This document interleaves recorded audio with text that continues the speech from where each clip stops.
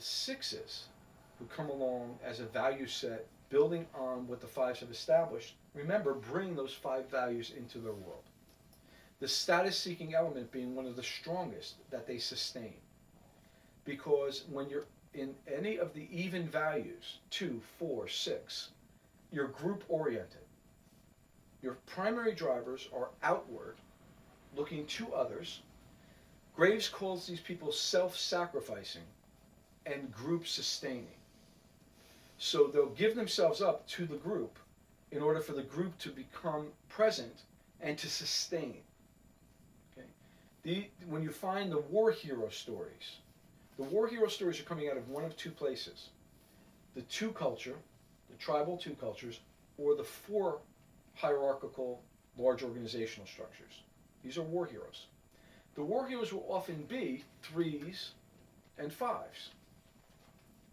So the 2s will adopt the 3 value-driven individual who's trying to stand out by killing the opponent, soldier, king, warrior, to get recognition and glory for themselves. Remember, part of the 3 value is you keep what you kill. Okay? And if they get killed in the process, that was just the price you had to pay for that opportunity at glory. The 5s are doing it because there may be opportunity there, again, to receive that material positional reward that 5s seek. Because they bring the positional reward of 4 with them. 6s bring that group structure into their mentality as well, the value sets that they pursue. And these are not labels of individuals. These are labels of value sets. And almost everyone you meet will operate at many different value sets. The distinction Graves makes is once a value set is achieved, every value set before it is accessible and used. However, value sets that have not yet been incorporated into that individual's psyche are not available to them. So they'll see any subsequent value sets that have evolved as ones that are proceeding. So 4s, people who have achieved 4 levels of values, but not yet 5 levels of values, perceive people who are operating at 5 like 3s.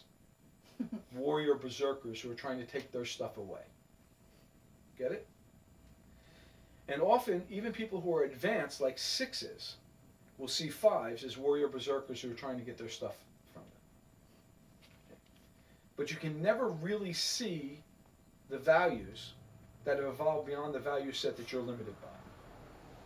But you're not stuck in any value set, except you can't go past the one you've evolved to. You can go backwards, and people therefore do use wide ranges of values when they're processing. Different contexts, different reasons, different needs, different values. The 6th value set is collective.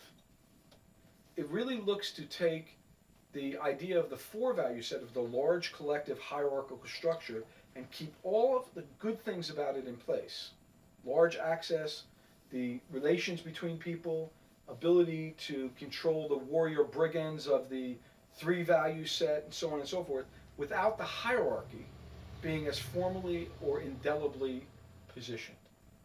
So they can move more freely through it in the ways that the 5s have begun to understand.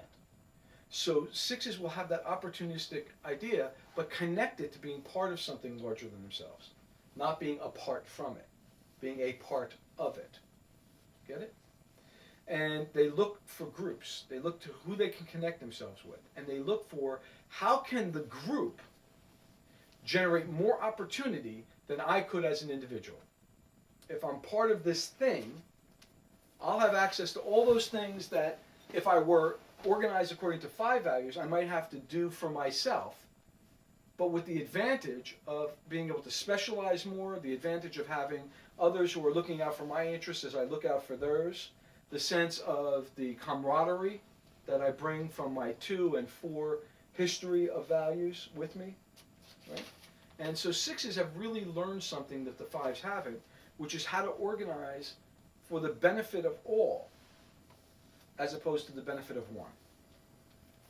And yet, they still have the same appetites and desires that the 5s do for all of the good things that life has to offer.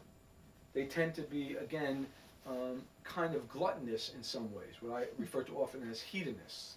And they seek sensual pleasure, so they'll ignore the real large systemic questions as long as those systemic questions don't intrude on their group level questions. And they have the desire to really spread the wealth, you could say. Therefore, we need to really think about, when we're talking about 6 values, the idea of the collective and how we work in the collective.